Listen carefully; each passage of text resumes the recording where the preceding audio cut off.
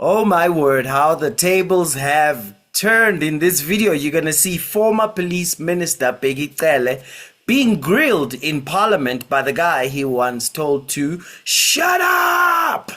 And if you stay with me right up until my biblical reaction, I think you're going to get a lot of hope out of this video, and along with my announcement on our journey, because South Africa shall prosper. You ready?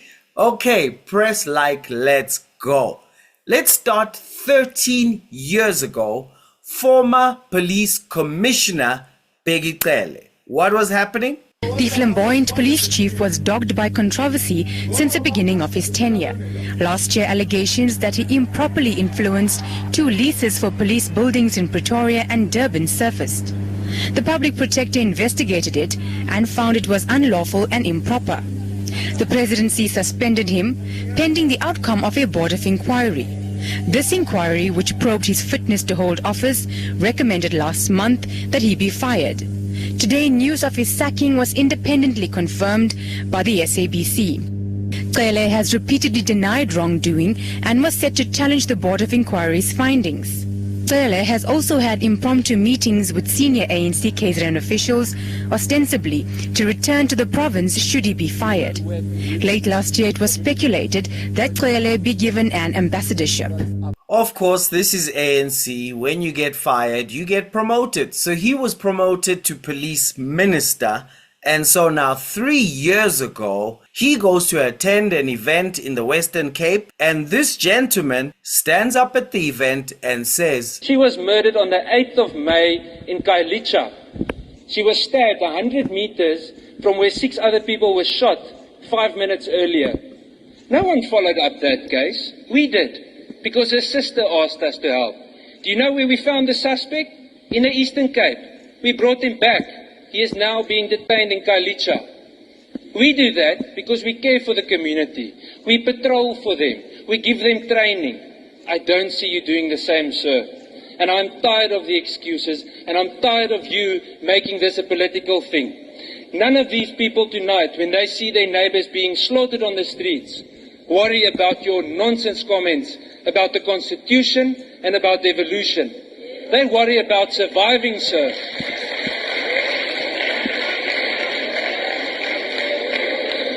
I want to graciously invite you to come and patrol without a bodyguard, without a grand car, in normal clothes with this community tonight, to get the sewage on your shoes that they patrol through. You have a problem, Mr. Minister, because you are removed from reality that the rest of us face. When I visit Mbekweni, I get out of my car and a 3-year-old little boy is taking a poo next to the road because he doesn't have a toilet. And you know what? Police don't care if something happens to them there because they don't have the resources to help. When I go to the different gender-based violence desks at these police stations, especially in the Nyanga cluster or traditional Nyanga cluster, the majority of the detectives have more than 300 dockets on their table. 300 dockets! How do you think you can do an investigation with 300 dockets? It's impossible. And then, the cherry on top, and this is my conclusion, is that many of those detectives have 300 dockets, and it's a constable detective. He just came out of the college. He doesn't even know how to spell J88. You expect him to solve the problem. Well, Minister Cele at that time had an answer to everything he just said. Join human rights battles yesterday. That's why I was sent to prison. That's why I was sent to Robben Island.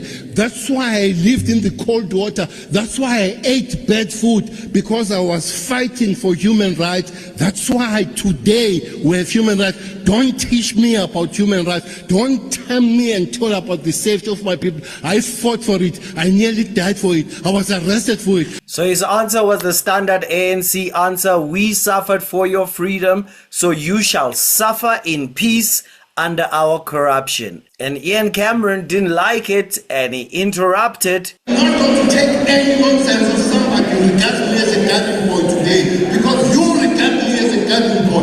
You come here, shut up!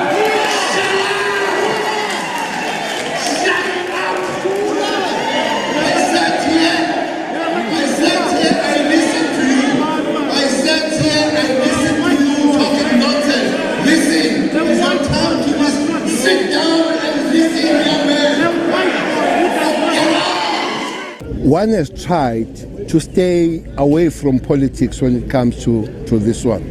Unless and until today, I could not have allowed somebody to come, hijack and begin to confuse people on politics when there are serious matters here. Here's the thing, Minister Cele is making this a political issue. He talks about partnerships, not the provincial government, not the other NGOs that work in the area, or even the city was invited to this. We are a different NGO working in the region with gender-based violence. We represent many victims in this area. Just this morning we were in court again. Then he comes and he starts speaking about freedom fighting and he speaks about political issues. But then he shouts to me to sit down and shut up. I said, no, you shut up. I will not stand back and I will not sit down. You are a public servant. A minister is an elected official. It is not someone that can treat community members like rubbish. So Ian Cameron, the anti-crime activist at that time, left that interview straight to place a complaint with Parliament. A year later, 2 years ago, Parliament's Ethics Committee found him guilty of breaching the ethical code of conduct. Cele says he will take the findings, however, under review. Before we speak to him, here's a reminder of what happened. And I'm not going to take any nonsense of somebody who regards me as a garden boy today, because you regard me as a garden boy. You come here, shut up! Shut up! Shut up!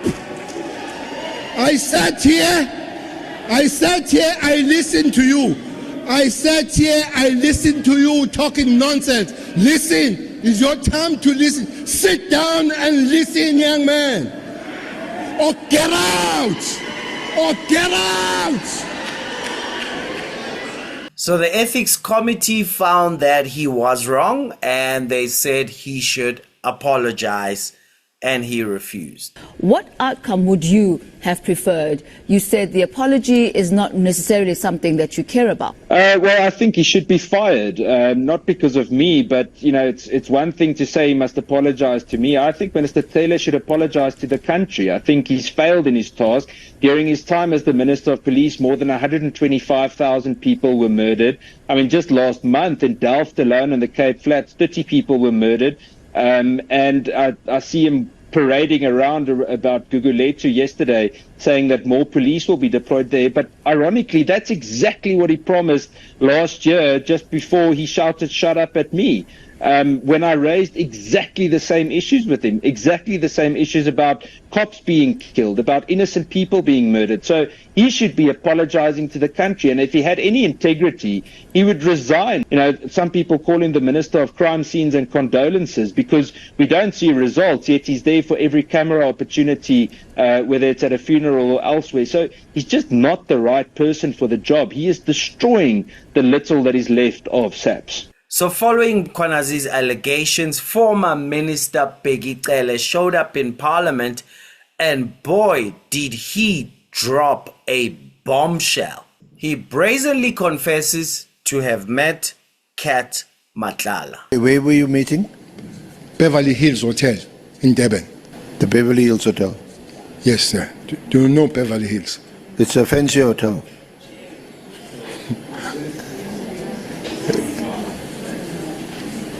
Yeah, it's a very high-end hotel. No doubt about it. It's a high-end hotel, Beverly Hills. He raised two issues. He said Mabonga must bring him to me because he realizes that he's being abused or he's being used for the political games that he do not understand. Firstly, he said he has met Minister Mkhunu, him and Brown Mahosi, three of them. And they spoke about him because he's got money through the tender, him to fund his project of becoming either a president or deputy president. He didn't know. He's telling you that he met with Mohotsi and with Minister Mkhunu, yes. And it was about the funding of the project of becoming a president or a deputy president. Okay, this is Cat telling me why he wanted to meet me. But the second one was about then the raid. He wants to speak to me because he was raided, I think, on matters of accusation of drugs and all that kind of thing. So after that, he says he has been approached by Sibiya, General Sibiya, to write an affidavit against Khumalo, the head of the CI, the leader of the PKTT. Yeah. He says, why? He said, no, I've come to you because of that. But what made me really come to you is that there is a case that is coming next week where I've taken Khumalo and his team to court for unlawful raid. So the reason is that I must take Khumalo to court so that he can lose the case and the Sibiya finds the way to discipline him. That is Cat telling me the story. He goes on to say the affidavit of taking Khumalo was written by Sibiya to say they've stolen his Rolex and the jewelry for the wife. So they must write that so that it's not just the raid, but it's also the theft. So that's why he comes to me. He says he doesn't want to take police to court because he has just got the tender. So he doesn't want to harm his relationship with police. So Mamonga told him that I know Khumalo, so I can talk to Khumalo that they resolve the matter out of court. And indeed, I did speak to Khumalo about this thing. And I guess the lawyers did talk and the matter didn't go to court. But also what was I suggested to him that maybe it will be good if he meets Khumalo and brings Khumalo per se. I don't know if they did meet with Khumalo. But in the case, I know that did not go to court. So that's how I know Cat, and I wish I could not have met him, but now I have met him. So he confirms Mkwanazi's allegations that Mchunu and Sibiya are working together to put Khumalo in court so that they can interrupt the political killings task team. We understand you to be saying a son of a person you have known convened a meeting and did not warn you that he's coming with someone else. And you walked into a meeting and then you found him with Matlala, a face that looked familiar. And you immediately said to this face, "Are you not Cat?" And he was quick to agree that he's Cat. And they came to you that we thought you can help us with the following issues because we think you've got relationship with Khumalo. One issue is that I'm being abused or used because I got a tender of 360 million to finance a campaign of Minister Mchunu to become either president or a deputy president. I had a meeting with them, Mkhotsi and Mchunu, and they can only work with me if I don't bring Cele and Zuma into the picture. And then secondly, I was raided illegally. My watch was stolen and the jewelry of my wife. And Sibiya wrote an affidavit for me to sign so that if Khumalo is found guilty in court, he can be disciplined internally. And then that's the way they'll find the quickest way to get rid of Khumalo into the police. And then he realizes then that I'm being used to fight internal police battles. Yes. And as they articulate that, nothing has been offered in exchange for you to intervene or help them. They don't say, as a result of this intervention you're going to make, you'll get this or that. They just came to you as a well-known politician, an elder to this Mpongo's son, and they thought perhaps they can get counseling, advice, and some intervention from you. Am I correct? I believe so. Thank you. Yeah. Was this Rolex and the jewelry stolen or not? So was the affidavit that Matlala deposed fake? No, I remember him very well saying there was no Rolex stolen from him. I remember him saying so. That's why he raised the issue of him being. But the issue was that they had to find the way of dealing with Khumalo. For the first time when you met, Cat was in Beverly Hills Hotel. Are you confirming that under oath?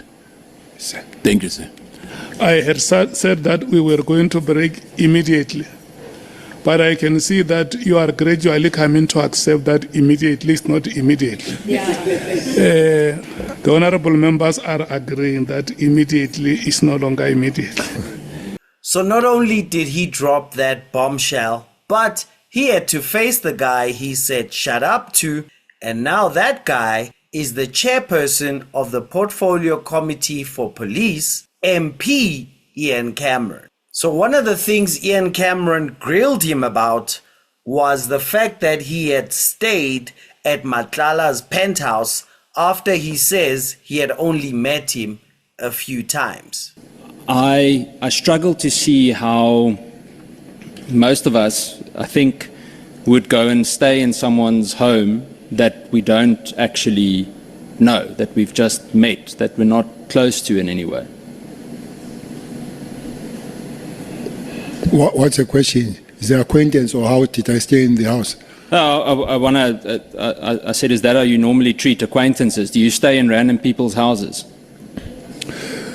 No. Well, you also add the 10 times. I did say I phoned the journalist about the story 10 times. So it's not... But I'm asking you a question about acquaintances. No, I'm coming on that. Yeah, but you don't have to question me. Ooh, did he just low-key remind him who's the boss? Like, I ask the questions, you don't ask me questions. It's not because the acquaintance that I slept in the house. It's because it was a free piece. And I'm not working, I'm a pensioner. So here is it's a nice place, by the way. It's a free piece, so I sleep. I'm not in government. I'm not going to declare. I guess if I were in government, I would have gone and declared. But now I sleep, I wake up, I go home. So Ian Cameron keeps pushing him on this, and he's frustrated because he can't tell him to shut up. I've seen Matlala. I didn't hear about him only. No, but you're playing with words now. The point is, if he comes to you, you're an acquaintance, and he says to you, you can stay in my house, would you do it? Chairperson, I'm sorry. It's his time to tell me to shut up this time.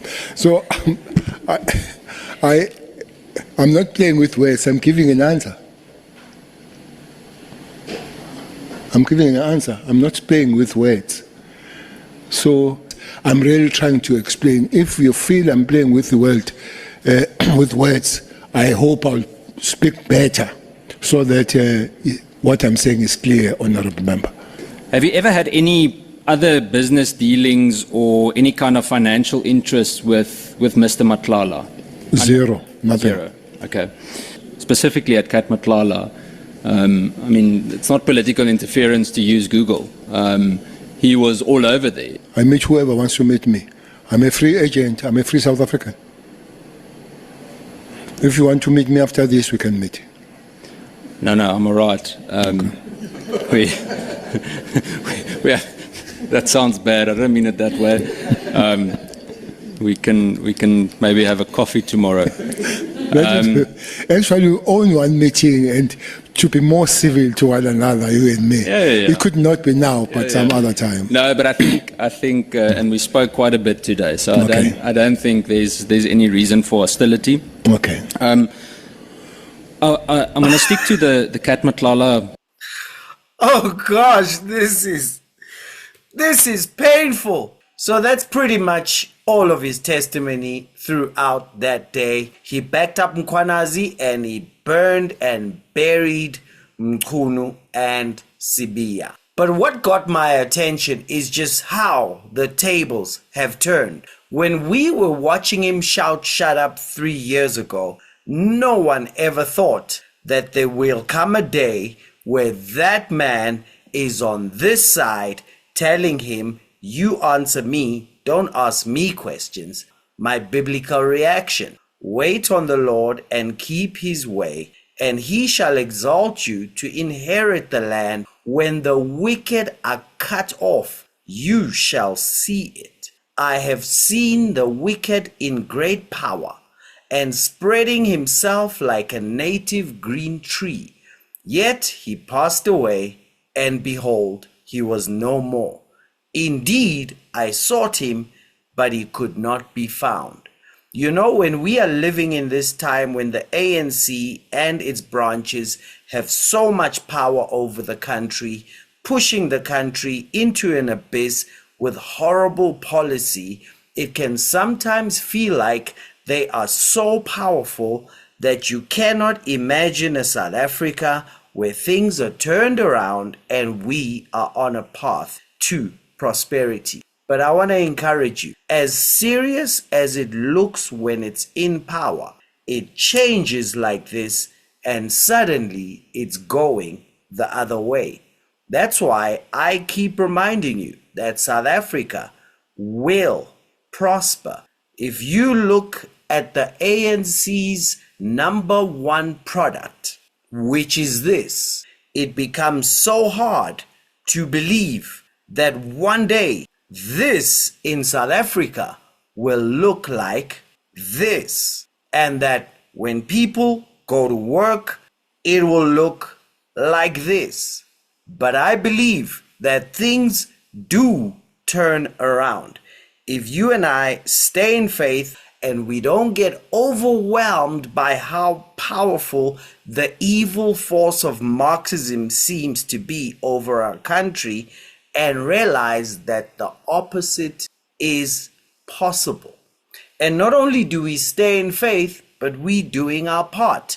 That's why the next video that you see where I show you my book, The Soft Life, 3 Secrets Comrades Don't Want You to Know, I'll be telling you that it's out and where to get it. And I believe the country's gonna shift on the other side to stop being driven by politics of hatred, envy, and victimhood, and be driven by politics of aspiration, vision, and growth. In fact, in my book, which will be spreading throughout all townships and informal settlements, I talk about this.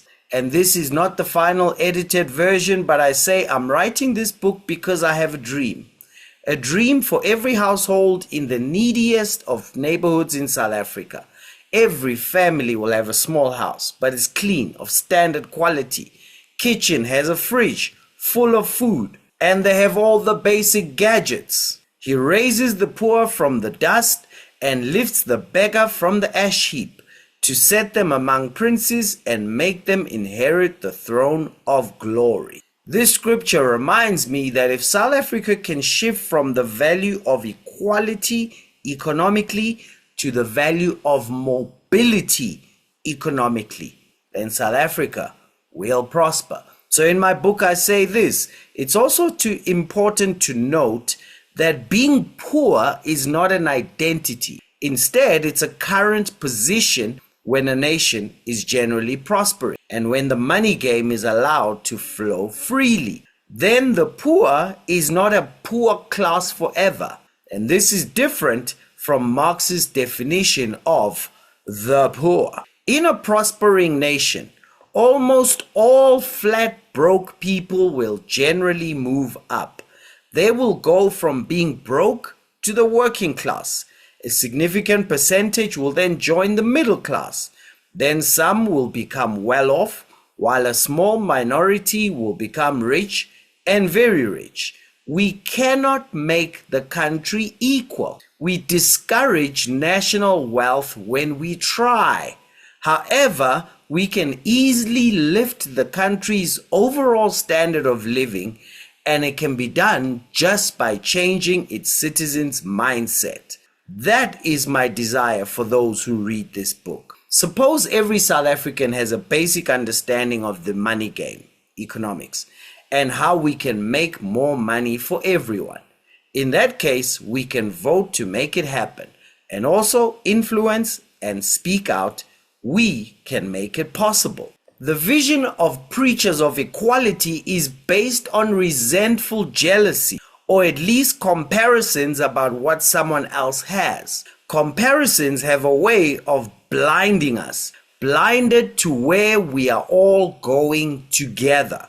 It is then often followed by a law that works to sabotage everyone, all the while meaning to even the playing field. Prioritizing equality stifles all the skills that could grow our economy, and ultimately it pushes those skills out.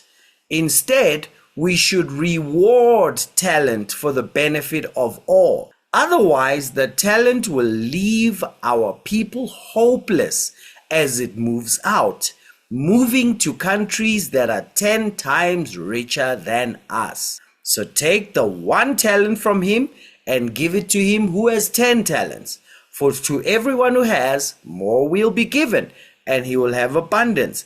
But from him who does not have, even what he has will be taken away. So, this approach of the Marxists does not cancel the talent. It just moves it to where it's appreciated, where it's released and rewarded. There is a talent that we cannot afford to keep losing. Instead, we should attract plenty more of it. It's the only way to have a prosperous nation. And that talent I talk about in the following chapters. Now, as this gets read in simple language, in very simple style, storytelling style, no jargon, throughout the country, with the 1 million copies that we will release throughout South Africa with the help of our Prosperity Catalyst funders, as minds shifts, votes shifts, the nation shifts, and South Africa will prosper. So I want to encourage you, jump on this bandwagon along with all these beautiful souls represented by signatures and more, and help us to spread this book throughout South Africa. Because to build this country, it's not about what's underground, it's about what's walking on top of the ground. It's our people, and more specifically, what's in our minds. The ANC has worked so hard to miseducate the population so they can keep power, keep mansions, which I don't mind anyone having if it's not at the expense of people in shacks. Now, we are spreading this book because right now, I'm sorry to say, and I place it squarely on the shoulders of the ANC, most black people envy white people more than they love their own children and their futures. But what comes by miseducation can be changed with proper education. So, 1 million copies, we're going to get them out so that by 2029, if we shift 5 to 10% of the people who get the copies in their hands, we'll have the country shifted on a path to prosperity.